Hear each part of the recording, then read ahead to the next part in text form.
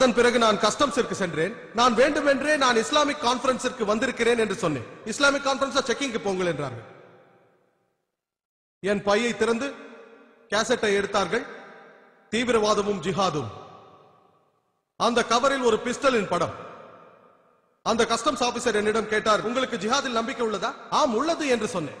ஏன் இயேசு கிறிஸ்துவுக்கு கூட அதில் நம்பிக்கை இருந்தது, முனைந்து செயல்படுவது. இல்லை இல்லை, நான் உங்களை கேட்க வருவது சண்டையில் நம்பிக்கை உள்ளதா? நீங்கள் பைபிளை படியுங்கள் என்றேன்.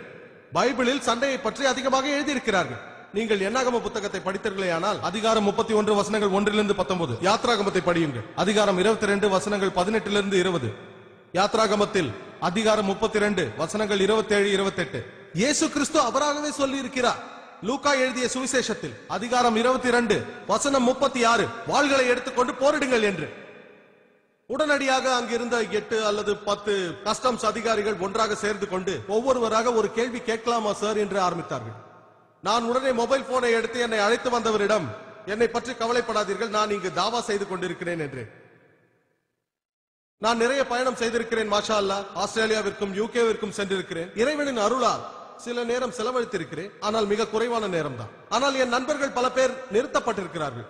நான் மும்பை பேச்சாளர்களை பற்றி பேசவில்லை, சர்வதேச அளவில் பேசக்கூடிய பேச்சாளர்களை பற்றியே பேசுகிறேன். அவர்கள் நிறுத்தப்பட்டிருக்கிறார்கள், வெளியேற்றப்பட்டிருக்கிறார்கள். அல்லாஹ்வின் அருளால் இதுவரை நான் நிறுத்தப்படவில்லை, வெளியேற்றப்படவில்லை. அதிகமாக 1 அல்லது 2 மணி நேரம் செலவழித்திருக்கிறேன். எனக்கு சந்தர்ப்பம் கிடைக்கும் பொழுதெல்லாம் அதை பற்றிக் கொள்வேன். அந்த சமயங்களில் நான் வேத வசனங்களை சொல்ல மறப்பதில்லை. நான் குர்ஆனை பின்பற்றுவேன். சூரா ஆல இம்ரான் அத்தியாயம் 3 வசனம் 64 சொல்கிறது, நமக்கிடையே உள்ள பொதுவான விஷயங்களின் பால் உடன்படுவோம். அப்படி நாம் உடன்படும் பொழுது அநேக பிரச்சனைகள் தீர்ந்து விடுகின்றது. இன்று நான் பேசக்கூடிய இந்த சொற்பொழிவு சுமார் 1 மாதத்திற்கு முன்பே நடக்க வேண்டியது. நான் அந்த சமயம் லண்டனில் இருந்தேன், அதனால் தான் இந்த சொற்பொழிவு தாமதமாகிவிட்டது. நான் ஆகஸ்ட் 10ஆம் தேதி லண்டன் ஹீத்ரோ ஏர்போர்ட்டில் இறங்கிய பொழுது என் மனைவியிடமிருந்து தொலைபேசியில் அழைப்பு வந்தது. ஜாகிர் எங்கே இருக்கிறீர்கள் என்று கேட்டார். ஏர்போர்ட்டிலா வெளியிலா, என்ன ஆயிற்று என்று நான் கேட்டேன். அதற்கு அவர், எங்களுக்கு செய்தி வந்தது, 21 முஸ்லிம்களை கைது செய்து விட்டார்கள், அவர்கள் பாம்பு வைக்க முயன்றார்களாம் என்றெல்லாம் சொன்னார். அல்லாஹ்வின் அருளால் என்னுடன் 12 பேர் கேமரா க்ரூ மெம்பர்ஸ் இருந்தார்கள். அனைவரும் தொப்பியும் தாடியும் வைத்திருந்தார்கள். இறைவனின் அருளால் நாங்கள் நிம்மதியாக வெளியேறினோம். நான் பர்மிங்ஹாமில் சொற்பொழிவு ஆற்றினேன். வெற்றிகரமாக நடந்தது. அடுத்த நாள் நாங்கள் சில நேரங்களில் ஷூட் செய்ய போவோம். அடுத்த நாள் நாங்கள் ஒரு யூத கல்லறைக்கு சென்று அங்கு ஷூட் செய்ய ஆரம்பித்தோம். ஷூட்டிங் என்றால் ஷூட்டிங் அல்ல, ரெக்கார்டிங்.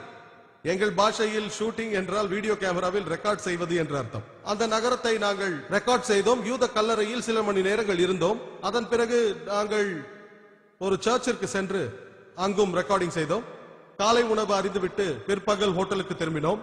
அங்கு எங்களுக்கு செய்தி வந்தது, பர்மிங்ஹாமின் காவல்துறை எங்களை தேடிக்கொண்டிருக்கிறது என்று.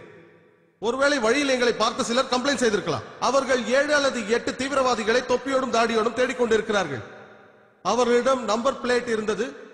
அது ஒரு பச்சை நிற கார் என்று அவர்களுக்கு தெரியும். அவர்கள் என்ன செய்தார்கள், இன்சூரன்ஸ் கம்பெனியை அழைத்து நாங்கள் எங்க இருக்கிறோம் என்று கண்டுபிடித்தார்கள். இறுதியில் நாங்கள் ஹோட்டலில் இருக்கிறோம் என்று கண்டுபிடித்தார்கள். ஆனால் அதிர்ஷ்டவசமாக அவர்கள் விசாரிக்கும் பொழுது எங்களுடன் காலை உணவு அருந்திய ஒருவரை விசாரிக்க நேர்ந்தது. அவர் ஒரு பிரபலமான அரசியல்வாதி, முஸ்லிம் அரசியல்வாதி.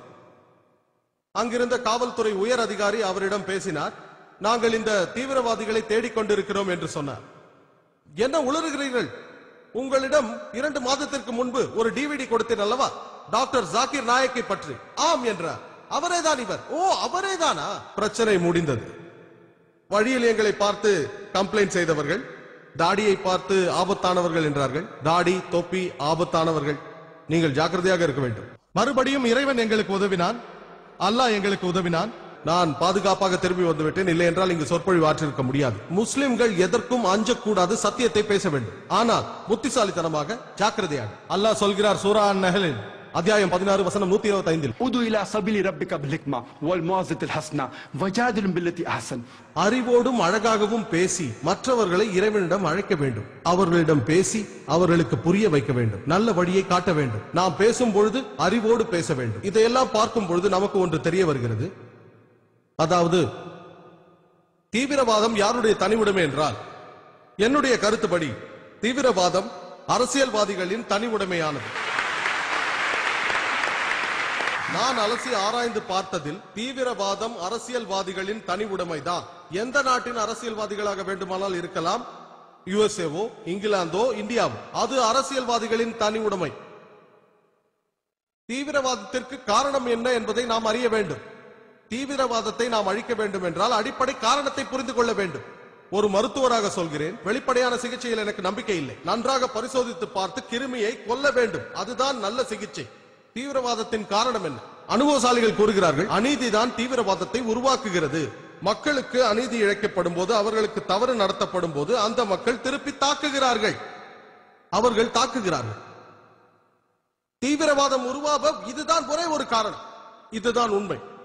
நாம் சிந்தித்தோமே ஆனால் செப்டம்பர் 11 அன்று நிகழ்ந்த நிகழ்வு, இரட்டை கோபுரங்களை தாக்கியது நியூயார்க்கில், அல்லது 7 ஜூலை லண்டனில் குண்டு வைத்தது, அல்லது 1993 மும்பையில் நடந்த குண்டுவெடிப்புகள், சமீபத்தில் நடந்த 11 ஜூலை குண்டுவெடிப்புகள், ஆப்கானில் கொல்லப்பட்ட பல்லாயிரம் பேராக இருந்தாலும் சரி, ஈராக், குஜராத், பாஸ்னியாவில் கொல்லப்பட்டவர்கள், பாலஸ்டைனில் கொல்லப்பட்டவர்கள், லெபனன், நாம் பார்த்தால் இதற்கு பின்னணியில் அரசியல்வாதிகள் தான் காரணமாக இருப்பார்கள். நான் லண்டனில் இருக்கும்போது யோசித்து பார்த்தேன், 21 இளம் முஸ்லிம்கள் ஏன் கைது செய்யப்பட்டார்கள்? அரசாங்கம் இவர்களை நாங்கள் பல மாதங்களாக தொடர்ந்து கொண்டு வருகிறோம் என்கிறது. ஆனால் இவர்களை நன்கு தெரிந்த பல பேரை நான் அங்கு சந்தித்தேன். அவர்கள் இல்லவே இல்லை, இவர்கள் சம்பந்தப்பட்டு இருக்க முடியாது என்றார்கள். இதில் என்ன தெரிகிறது? அவர்கள் காத்துக் கொண்டிருக்கிறார்கள் எப்பொழுது இந்த செய்தி வெளிவர வேண்டும் என்று. அந்த நேரத்தில் இஸ்ரேல் லெபனனை தாக்கிக் கொண்டிருந்தது. ஆயிரக்கணக்கான மக்கள் கொல்லப்பட்டார்கள். இங்கிலாந்து மறுப்பு தெரிவித்தது. அதனால் அதை திசை திருப்புகிறார்கள். ஏர்லைன்ஸை தாக்க நினைத்த 21 முஸ்லிம்ஸ் கைது செய்யப்பட்டார்கள். அது ஒரு பெரிய செய்தி. இதை கேட்ட மக்கள் லெபனனில் கொல்லப்படுகிற ஆயிரக்கணக்கான பேரை மறந்து விடுகிறார்கள். அதேதான் இந்தியாவில் கார்கில். ஏதாவது பிரச்சனை என்றால் அரசியல்வாதிகள் கார்கிலை பற்றியும் பாகிஸ்தானை பற்றியும் பேசுகிறார்கள். திசை திருப்புதல் அரசியல்.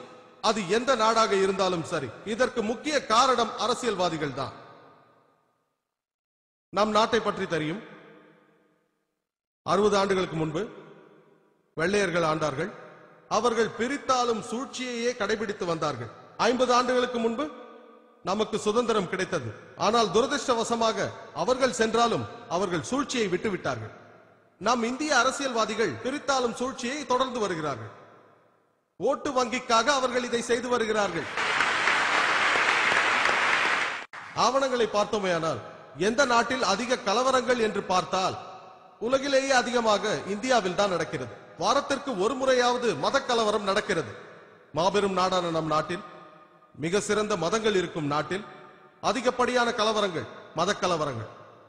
இதற்கு காரணம் யார் என்று பார்த்தோமேயானால் நேரடியாகவோ மறைமுகமாகவோ அரசியல்வாதிகள் தான். ஓட்டு வங்கிக்காக, பணத்திற்காக, அதிகாரத்திற்காக இதையெல்லாம் செய்கிறார்கள். இல்லை என்றால் சாதாரணமாக நான் நிறைய முஸ்லிம் அல்லாதவர்களை சந்திக்கிறேன். அது என் வேலை, என் ப்ரொஃபஷன். நான் சமயங்களை ஒப்புநோக்கி ஆராயும் மாணவன். நான் பலவிதமான மக்களை சந்திக்கிறேன். சாதாரண ஒரு இந்தியன், இந்துவாக இருந்தாலும் சரி, முஸ்லிமாக இருந்தாலும் சரி, அவர்கள் விரும்புவது ஒருவருக்கொருவர் அன்போடு வாழ வேண்டும். அவர்கள் விரும்புவது அமைதியைத்தான். நம்மிடையே வித்தியாசங்கள் இருக்கலாம், ஆனால் சண்டை போட விரும்பவில்லை. ஆனால் அரசியல்வாதிகள் விரும்புகிறார்கள். இதை எல்லாம் இந்த அரசியல்வாதிகள் தான் செய்கிறார்கள். தங்களது ஓட் பேங்கை நிரப்ப மதங்களுக்கு இடையே வெறுப்பை ஏற்படுத்துகிறார்கள். இதுவரை நடந்த எல்லா கலவரங்களையும் பார்த்தோமேயானால் நேரடியாகவோ மறைமுகமாகவோ அவர்கள் தான் காரணம்.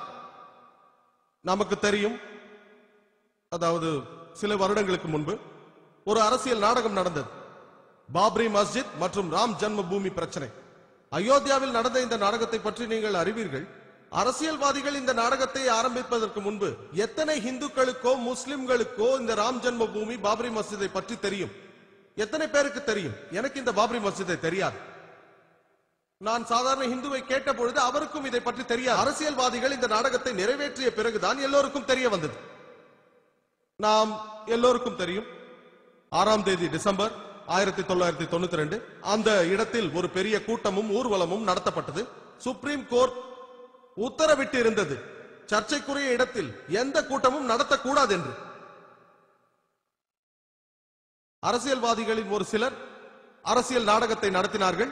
ராம் ஜன்ம பூமி மற்றும் பாப்ரி மஸ்ஜித் பிரச்சனையை கிளப்பினார்கள். டிசம்பர் 6ஆம் தேதி அங்கு கூட தீர்மானித்தார்கள். ஆளும் கட்சியினருக்கு நன்றாக தெரியும் உச்ச நீதிமன்றத்தின் தடை இருக்கிறது என்று. அவர்கள் எளிதாக அந்த கூட்டத்தை தடுத்திருக்கலாம், எளிதாக.